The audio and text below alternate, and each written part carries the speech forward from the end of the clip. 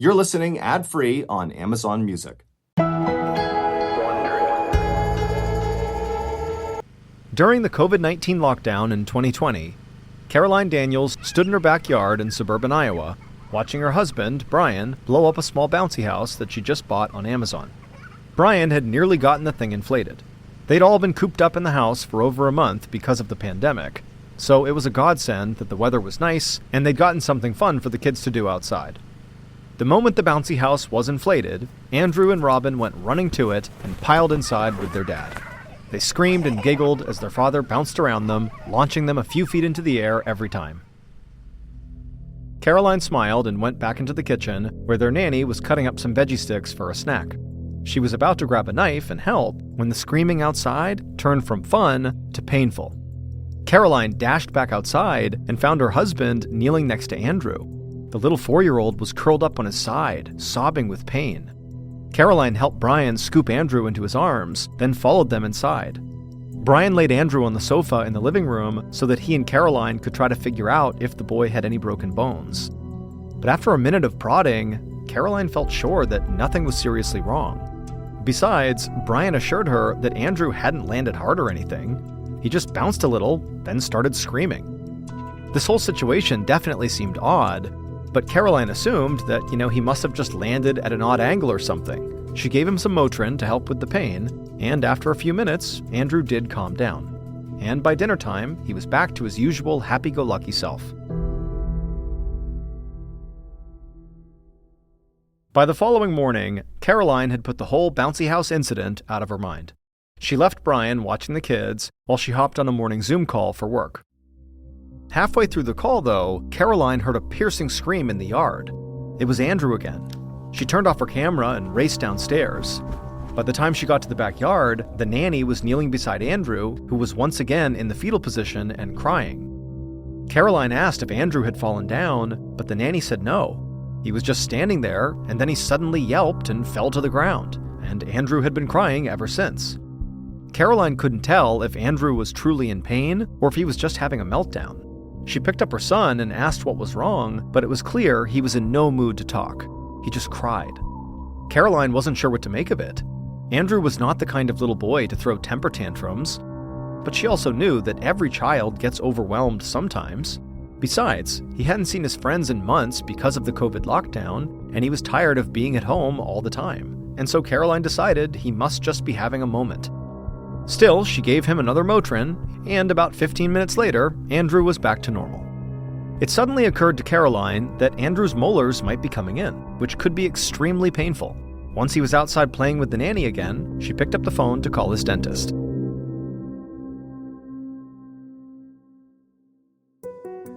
A few weeks later, an orthodontist named Dr. Tyson Graham sat down on a stool in his treatment room and turned to face little Andrew, who was sitting up in the examination chair. Andrew's mom was in the corner, looking anxious. Dr. Graham smiled at her, then explained to Andrew how he was going to try to help the little boy with the pain he'd been experiencing lately. Andrew's regular dentist had already taken x-rays of Andrew's mouth and found that Andrew had been grinding his teeth at night. Teeth grinding can cause difficulty breathing at night, and the dentist thought that might explain why Andrew had been so moody and exhausted recently. He wasn't sleeping well. So the dentist had referred Andrew to Dr. Graham, thinking that the orthodontist might find a way to prevent the boy's teeth grinding. But as Dr. Graham examined Andrew's mouth, he found a different issue. Andrew's palate, the roof of his mouth, was too narrow for his age. In Dr. Graham's opinion, that, not teeth grinding, was what was making it difficult for Andrew to breathe at night. He turned to Caroline and explained that if Andrew had a wider palate, he'd very likely feel better. They could put an expander in Andrew's mouth for a couple of months to push the palate out. Caroline looked nervous, but Dr. Tyson explained that the expander wasn't that different from getting braces, and it would definitely help Andrew breathe better. Caroline still looked unsure, but she agreed. Dr. Graham nodded and then went to get a few supplies to install the palate expander. A month later, Caroline squeezed into the bathroom with Andrew and Robin, squirting little dabs of bubblegum toothpaste onto their toothbrushes. Then all three of them brushed their teeth together, a little bedtime routine they'd fallen into recently. Mostly, this was so Caroline could make sure they actually did it, But it was also to make sure Andrew used the special mouthwash she had bought him to keep his palate expander nice and clean.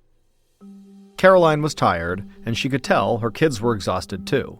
They'd spent all day outside, playing a socially distanced version of hide-and-seek they'd made up with the neighborhood kids. Caroline was glad to see Andrew back to his old self. It seemed like the palate expander had really worked.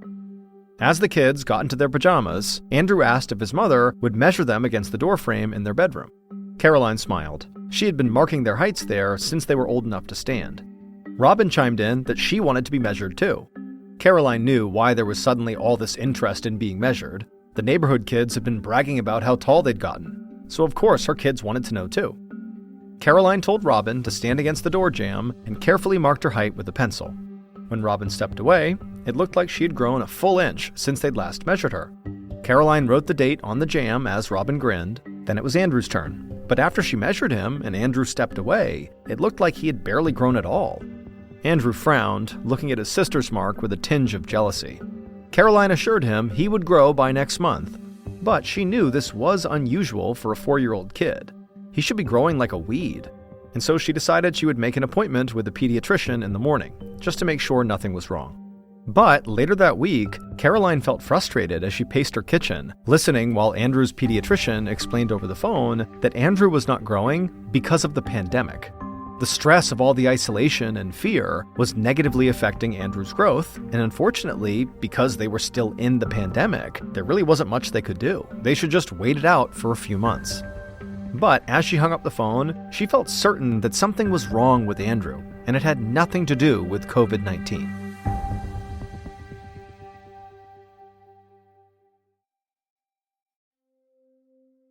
In early 2021, about 9 months after Andrew first started experiencing these sudden bouts of extreme pain, Caroline took him back to his pediatrician for a follow-up. She let Andrew walk ahead of her into the office. She intentionally trailed behind him a little so she could watch his stride. She saw he was dragging his left foot instead of picking it up and actually stepping with it. He'd been doing this whole past week. It was like his right foot was doing all the walking and his left foot was just along for the ride. At this point, it was another symptom to add to the list. Over the past few months, Andrew had been having headaches and meltdowns again. Besides that, he seemed exhausted all the time. The Motrin still helped somewhat, but Caroline could see him getting more solemn and less playful with each passing day. She knew her baby was in pain, and it had to be due to something other than his narrow palate or the pandemic. Caroline had taken him to several doctors, trying to get some answers. A neurologist had told her that Andrew had migraines, while an ear, nose, and throat doctor still believed her son was having breathing issues while sleeping, and so he likely couldn't fall into a deep, undisturbed sleep, which explained why he was so tired. But to Caroline, none of these doctors were addressing the root problem. She felt like each doctor was focusing on one single symptom, but nobody was taking a step back to see the whole picture. What was the underlying condition or disease that was causing all these symptoms? And until somebody could put all the puzzle pieces together, Andrew would be the one suffering. But no matter how many times she tried to communicate this with all the doctors and specialists, it was like nobody seemed to understand. Caroline felt like she was losing her mind, but all she could do was just keep going to more doctors. And so she'd taken Andrew back to his pediatrician's office, hoping maybe he might finally have a real answer for her. While the pediatrician measured Andrew's height and weight, Caroline went through all of Andrew's symptoms. She expected the doctor to offer some kind of overarching explanation. Instead, he just stood upright and told her there was good news. Andrew had grown a bit since his last appointment. Caroline supposed that was good, but the rest of Andrew's symptoms showed no improvement whatsoever. And on the whole, Andrew wasn't feeling good. He was still in pain. And now there was this lazy foot issue. She wanted to know how they could start actively helping her son instead of just tracking all his symptoms. The pediatrician suggested that Caroline put her son in physical therapy to correct his foot imbalance. He promised to write a referral. Caroline thanked him, though secretly she felt overwhelmed by how many appointments this would likely add to their already doctor-heavy calendar. But it just felt like there was nothing else she could do. She had to go through with it. So she smiled and promised the doctor she would get Andrew into therapy soon. Later that week, while Andrew was going through his physical therapy routine, Caroline, who was in the room watching him, felt uneasy. Andrew's therapist, Miss Ashley, was walking Andrew through an examination. Caroline smiled as Andrew walked around the room with a determined look on his face. Miss Ashley took notes and told him he was doing a great job. Then Miss Ashley asked him to sit cross-legged on the floor. Andrew tried, but he couldn't quite get his legs to cross over one another. One leg would bend, but he couldn't bend his other leg enough to sit upright. Before long, he got frustrated and told Miss Ashley he couldn't do it. Miss Ashley said that was okay, and then they moved on to other activities. After his session was over, Andrew came running over to his mom, and Caroline scooped him up. She let him rest his head on her shoulder, and then Miss Ashley came over and explained that Andrew might have a congenital condition called Chiari malformation. That's when a part of the brain, called the cerebellum, bulges through an opening at the back of the skull, right where the skull joins the spinal canal. The bulge puts pressure on the cerebellum and the spinal cord. It can cause severe headaches, scoliosis, and sleep apnea, which is when breathing becomes interrupted during sleep. If Andrew did have a Chiari malformation, he could need surgery. The thought sent a shiver through Caroline. She never thought that Andrew might need to be cut open. She hated picturing it, and she had no idea how she was going to explain it to him.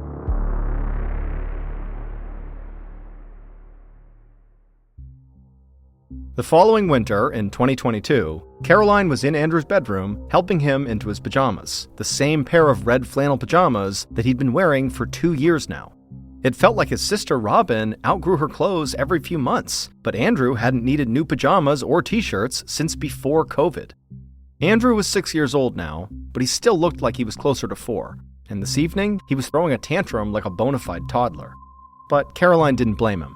After dinner, she and Brian had taken Andrew out for ice cream and broke the news. Because of what was going on with him, he had to quit his hockey team. The skating was causing too much pain in his knees and back. It was just too much for his underdeveloped body. At first, Caroline just felt heartbroken for making Andrew so sad. But now, she was so frustrated, she was becoming angry at all the doctors. She was tired of having to tell Andrew that nobody knew why his body was failing him. The latest theory, that Andrew had Chiari malformation, wasn't right either. Andrew had tested negative for the condition last year. Since then, Caroline and Brian had taken their son to countless more specialists. A new pediatrician for a second opinion, a pediatric internist, even an adult internist, just in case they found something different. In total, Andrew had seen 17 different doctors over the last 3 years. But all those doctors were still stuck in a cycle of treating his symptoms individually. Caroline finally got Andrew into bed, though it broke her heart to leave him red-faced and tear-streaked, his little arms wrapped around his favorite stuffed animal. She went downstairs and started scrolling on her phone just to decompress. A Facebook friend had posted an article that looked interesting about a new artificial intelligence software called ChatGPT. You could ask it any question, no matter how complex, and it would scan the whole internet in a matter of seconds to generate an answer. People were using it to create marketing plans for their companies, to write blog posts, and to make mashups like fairy tales written in the style of a mafia movie, or resignation letters if they were written by famous TV characters. It seemed like a fun way to spend an hour, so Caroline started messing around with ChatGPT. When Brian came into the living room and sat down next to her on the sofa, she read him some of the funniest mashups it had made. Brian laughed and then joked that she should try to use it to diagnose Andrew. Caroline laughed dismissively, but then she wondered. It was a long shot, but why not? Maybe ChatGPT would find some rare, obscure disease that most specialists had never heard of. Or maybe it would unearth some clue, some pivotal question to ask that would help one of his doctors see the whole picture. The worst that could happen was nothing, really. So Caroline started typing all of Andrew's symptoms into ChatGPT. She even went and got her copy of medical notes from an MRI he'd gotten and typed them in, line by line. It was a tedious process, especially doing it on her phone, but eventually when she was done, she hit enter and waited. A few moments later, the little text box started suggesting possible answers, but they were all conditions that Andrew had already been tested for. Caroline's heart sank. She felt stupid for thinking this brand new internet AI chat box could magically diagnose her child, but then she realized she actually had left out one of his symptoms, the fact that he could no longer sit cross-legged. She told ChatGPT to redo the search, including that symptom, and within moments, it suggested a condition that she'd never heard of, and none of Andrew's doctors had ever mentioned it either. But as she started reading the symptoms of this condition aloud, Brian sat up straight, his eyes going wide. He ran to get his laptop, and Caroline started researching on her phone. Eventually, she found a Facebook group for families living with and caring for those with this condition, and to her surprise, their stories were nearly identical to Andrew's. A week later, Caroline was bursting with anticipation as she sat next to Andrew in a brand new doctor's office. They were waiting to see Dr. Hannah Gordon, a pediatric neurosurgeon. Caroline had brought a packet of research with her and had it waiting on her lap for when the doctor came in. She hoped that by the end of the appointment, Dr. Gordon would be able to officially diagnose Andrew and that Caroline would finally know what was wrong with her son. When Dr. Gordon finally came into the exam room, Caroline introduced herself and explained that usually she was not one to surf the internet and self-diagnose. But she'd actually found some compelling evidence online, and then she handed over the research packet she'd compiled and she watched the doctor read over it. When Dr. Gordon laid eyes on Andrew's MRI scans, she smiled and told Caroline that she was fairly certain she did know how to help Andrew.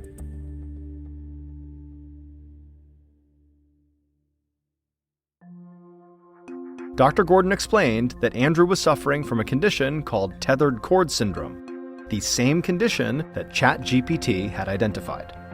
The spinal cord runs like a cable through the bones that make up the spine, from the base of the skull to the tailbone. However, in rare cases, the spinal cord improperly attaches itself to something inside the bones of the spinal column. As a result, the spinal cord's movement is limited. In short, it gets stuck.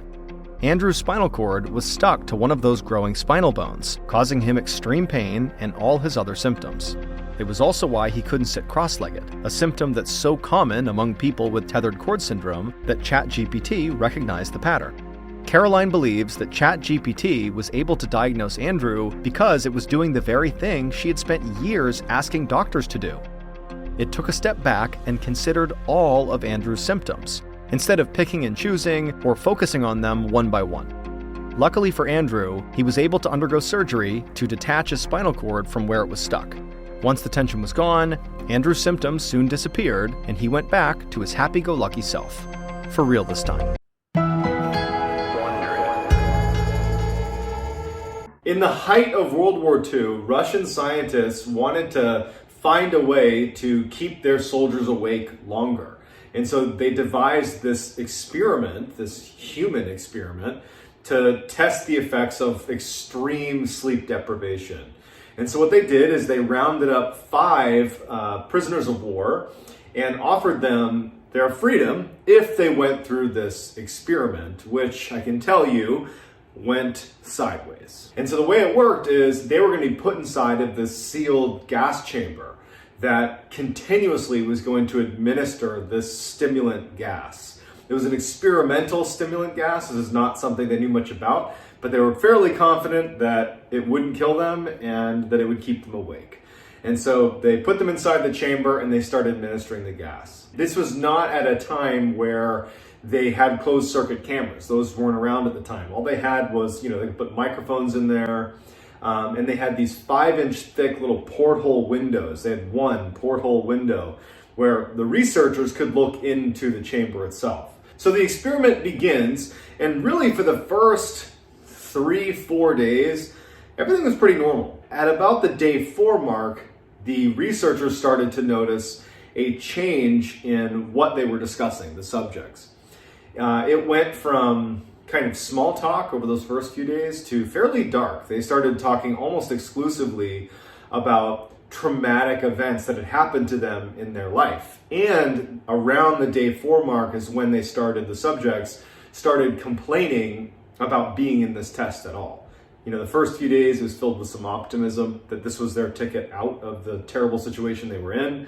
And then it really turned into, this is a terrible situation. I think it was around the day 6 mark, the subjects stopped talking to each other completely. They became paranoid of the other subjects, and they went to their own sections of the chamber.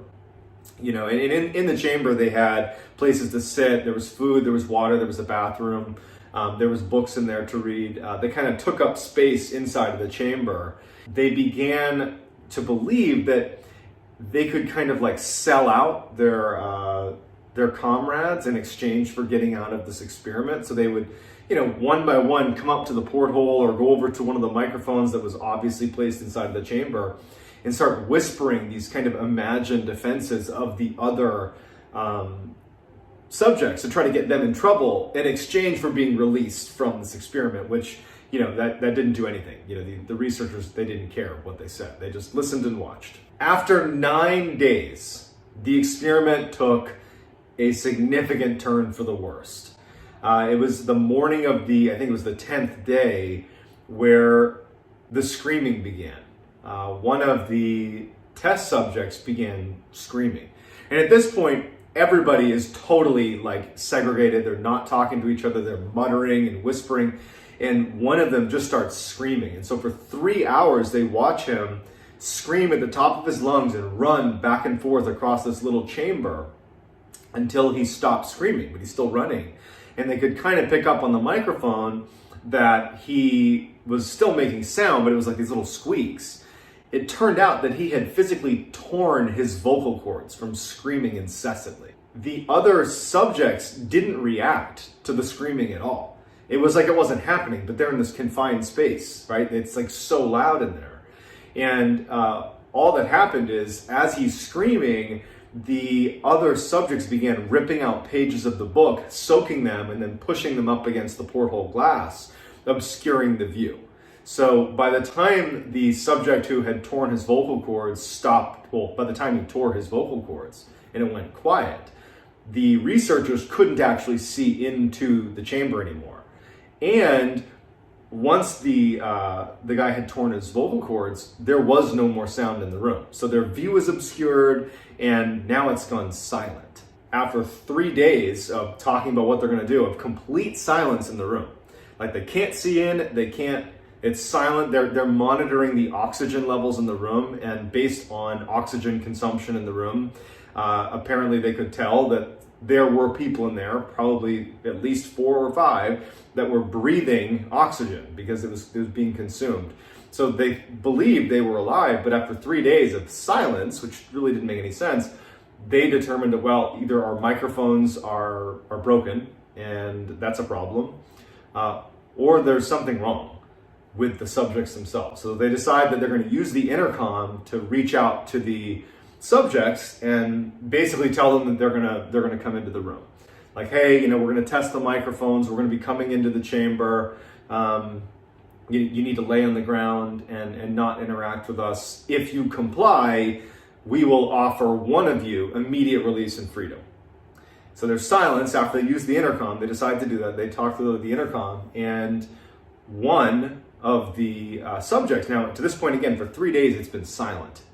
And one of the subjects, clear as can be, talks into the microphone and just says, "We no longer want to be freed." And so the researchers were like, okay, I guess they're alive and our microphones work, so they don't go in. They stay out of the chamber. Silence continues all the way up until the 15th day because, the window's still obscured. The subjects are not speaking, they're not muttering, they're not whispering, it's just silence. And on the 15th day, at midnight on the 15th day, they decide that the experiment was over. And so what they did is they flushed the room of the stimulant that had been continuously pouring into the room. They turned that off, and they replaced it with fresh air. And that's when they started hearing the screaming from the subjects inside of the chamber. They were begging them, the researchers, to turn the gas back on, pleading with them, begging, please turn it back on, as if they were dying. And then they opened the chamber, and now they're laying eyes on the chamber for the first time since the 10th day. So it's been 5 days. And they're seeing the chamber with their own eyes for the first time, and it's straight out of a horror scene. 4 of the 5 subjects were still alive. The 5th subject, who had perished at some point, there was chunks of flesh that had been taken off of his chest and his leg and had been jammed into the drain in the center of the room. And they had turned on the water in the bathroom and had flooded the room. There was almost 4 inches of water on the ground, murky, stagnant, lots of gross stuff in their water all over the ground. And there's this dead subject. And all 4 of them have also, there's chunks of their own flesh that's been ripped off of their body And it was later determined that it was self-inflicted, these chunks of meat that had been pulled off of them. And it was not by teeth either, it was by hand. And also, they were eating it. So they were ripping off pieces of their body and eating it. The food storage that was down there hadn't been touched in days. It was like they had all completely lost their mind and began eating themselves. These subjects did not want to leave the chamber. They just continued to beg for the gas to be turned back on. And so finally they brought in some soldiers to actually extract the living subjects out of the chamber, but they fought so aggressively to stay there. And in fact, one of the subjects jumped up and bit the neck of one of the soldiers, and he actually bled to death. Also, one of the subjects in the struggle, his spleen ruptured and he bled to death. So now you have 2 casualties just getting them out of the room. They finally get the 3 remaining subjects, living subjects, out of the room, and they heavily restrain them. They bring them to a medical facility because they need to go under surgery because they've had chunks of their own flesh ripped off. They're totally emaciated. And the most injured of the 3 is immediately brought into surgery, while the other 2 were just kind of held in a holding room. And they try to give him a sedative in order to prepare him for surgery. This is not the anesthetic, this is just the sedative. And it's like he's immune to it. You know, they give him a sedative, it does nothing. And he's just like resisting them, and he keeps begging to go back under the gas. And then finally they say, okay, well, we're just going to give him the anesthetic now. And when they bring it out and they tell him, we're going to give you an anesthetic and we're going to give you the surgery, he starts viciously fighting back. He does not want the anesthetic. He's pleading for them not to give him the anesthetic, that he must remain awake. He needs to remain awake. Put me back under the gas. And in his struggle to not have the anesthetic given to him, he manages to tear one of the leather straps that was holding him down. So like an extreme amount of force. And then finally, when they give him the anesthetic, and they had to give him like 10 times the dosage or whatever just to get him to calm down, as soon as he fell asleep, he died. So after he passes away, they move on to the next worst off subject, the guy who had torn his vocal cords and couldn't speak. They bring him in for surgery, and he can't speak, but he's shaking his head because he doesn't want the anesthetic, he doesn't want to go under surgery, and he's fighting with them, and he actually just passes out from exhaustion. And he too, once he falls asleep, or I guess falls unconscious, he dies as well. So now there's only 1 subject left. The other 2 that had lived to be pulled out of the chamber have now died as soon as they fell asleep, and the scientists don't have any idea why. Instead of bringing the last survivor into surgery, because now they've witnessed 2 surgeries end in death, they decide, let's put this guy back in the chamber and turn the gas back on, because apparently that's the one thing that's keeping these guys alive. And so in preparation for being put back into the chamber, they hooked him up with an EEG that basically measures your brain waves, which I guess they hadn't done to this point in the experiment. And so they put him in there, and the scientists are watching the readout of the EEG, and they noticed that like his lines would just, you know, inexplicably flatline and then go back to you know, up and down and then flatline again. And one of them had the wherewithal to look at the subject as it's flatlining, and they could see that every time he closed his eyes, it was like he was micro sleeping, like these little blinks. Basically, every time he fell asleep for like a fraction of a second, it was like he was suffering a brain death over and over and over again. And as they're monitoring this, and they know what just happened to the other 2, they died when they fell asleep. They're trying to rush to get the gas turned back on to keep this guy alive, but they didn't do it in time, and he eventually succumbs and falls asleep. And they can see, before he ultimately dies, that initially when he finally fell asleep, the EEG showed that he had fallen into a deep sleep. And then he flatlined and his heart stopped and he died. All of the subjects died, and no one really knows what killed them. Was it the sleep deprivation? Was it the gas? It could be a mixture of the 2, but we'll never know. But either way, all of them died. Now, this is actually just a story, and there's no evidence to suggest that it's even true. But during that time frame in the 40s, during World War II, there were known cases of horrific, unethical human experimentation happening, like in the Japanese, that awful Unit 731. I would not suggest Googling that unless you got a really strong stomach. You had in the concentration camps, the German concentration camps, human experimentation was definitely happening. And obviously Germany and Japan are not Russia. But, it was just in this era where human experimentation was definitely happening. So even if this particular story, the Russian sleep experiment, is not true, I wouldn't be shocked in the least if there wasn't a similar study done somewhere.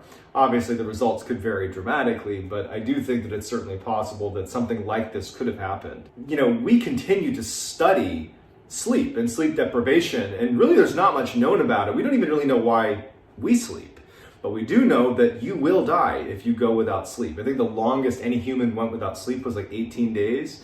And I can actually speak from my own experience. I was a Navy SEAL for 7 years, and we go through something called Hell Week in initial training, where over a period of 5.5 days, you sleep for a total of 4 hours. Not every night 4 hours, but a grand total of 4 hours.